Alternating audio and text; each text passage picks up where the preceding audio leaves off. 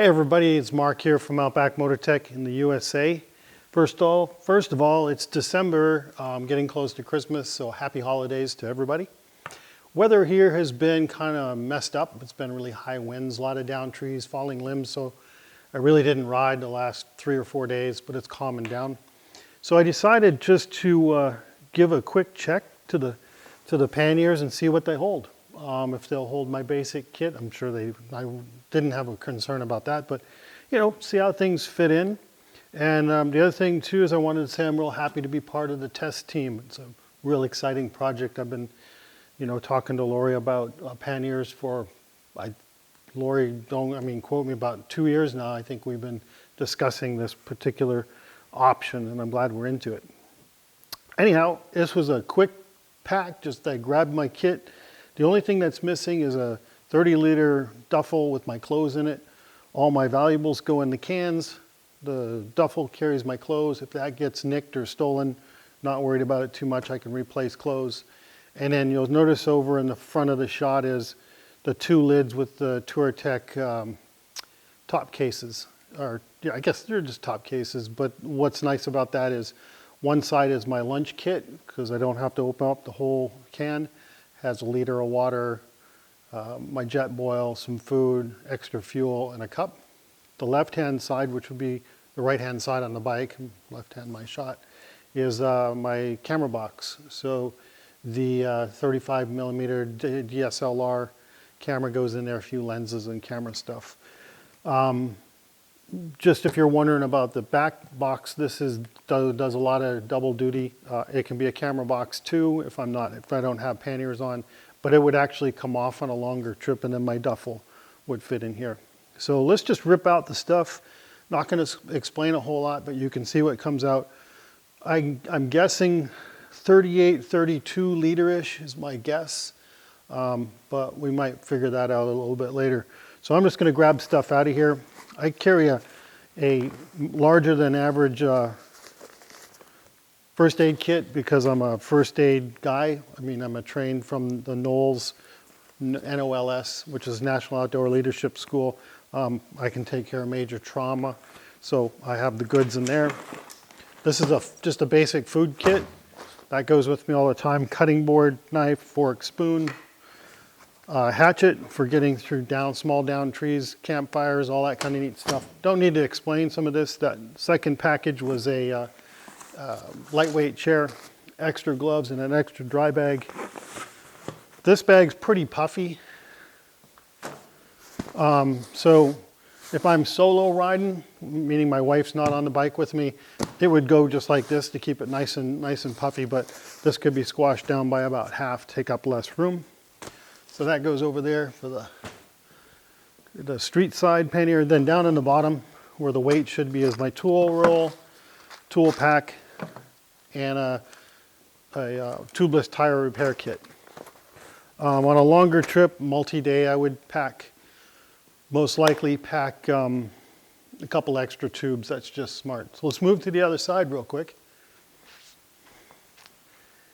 And right on top, easy to grab, is my toilet kit in case I have to use the bush for a bathroom, wipes and stuff, so you come away sanitary with that. Flip-flops for after riding. This is a 2-way radio with a long-range antenna.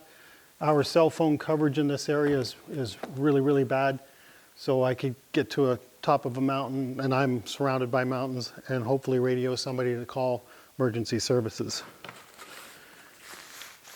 Single pole for my tent. I use a specialized tent for riding. I went through a lot of different tents, so this is from Hyperlight Mountain Gear. It's called a Ultra Mid 4. Uses a single pole in the center. It's a 10 by 10 foot footprint with a 6.5 foot peak. Loads of room. You can put 4 people in there side by side easy without much gear. Or when my wife and I travel, we have both gear sides, and then we kind of sleep around the pole in the middle or off to one side. Point being is it's a really compact, lightweight. That's the basic setup right there, and then you can sleep on the ground if you wanted.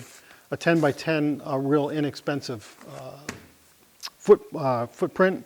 So you can walk on it with your boots, you can dress it, you can use it as a tarp, multi-uses for that. But the three pieces as a combination is really lightweight, compact. That compacts more even. Not necessary for today because it's December, but this is a mosquito net that would go in there. Again, you could compress it to take up less room. And it goes on the inside of the pyramid so you keep the mosquitoes out.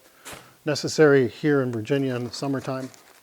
I do carry all the time with me, regardless of whether this goes or not. This stays in my pannier all the time. It's just an emergency tarp. You could cover your bike to work on it if you needed to. You could cover a victim from a fall or an injury, keep them protected. So that's pretty much all I have for gear right now. Again, there was about 80% filled on both sides, so that's 40% extra room is great because then you've got food you can pack in there, of course, on longer trips if you're hauling stuff.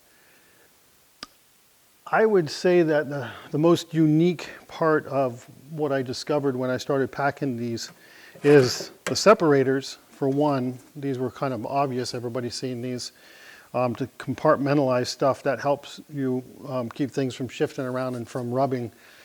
What I've been doing in the past few years of riding with my Pannier, that's why I left it up there just to remind me, is sometimes you don't ride with full panniers, and when everything jumps around, it tends to rub on the sides, and you can rub gear together and destroy things or damage things for sure. What I was doing for the past couple of years is I was taking that poppy bubble wrap stuff and I was taking up the gap or the space so I could crush the lid down onto it and stabilize everything so it wouldn't jump on heavy off-road use. This, however, is going to take care of a lot of that because you can set up one compartment very tightly, leaving the other two compartments empty. And yeah, I think it's brilliant, Lori. That's one of the top features and benefits of the can. So, cutting it short, again, Happy New Year. Good luck to all your families, and look forward to being introduced to you guys over the net and seeing what you come up with. I've already seen some of the stuff. It rocks. We got a good product going. Happy New Year, everybody. That's it from Mark from Outback Motortek in the United States.